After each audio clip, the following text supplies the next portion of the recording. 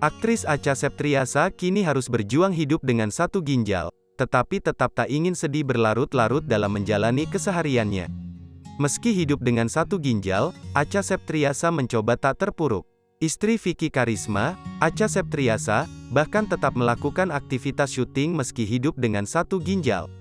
Perempuan 33 tahun ini bahkan tetap akting dan berusaha untuk selalu berdedikasi untuk orang lain.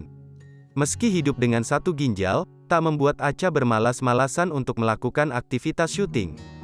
Justru sebaliknya, istri Vicky Karisma ini malah terpacu untuk makin semangat menjalani pekerjaannya itu. Menurut Acha, tak masalah sebenarnya seseorang hidup dengan satu ginjal asal tetap menjaga kesehatan. Oleh karena itu, Acha mulai memperhatikan kesehatan ginjalnya dengan tidak melakukan beberapa hal, seperti minum air berasa, jarang minum air putih, dan menahan buang air kecil.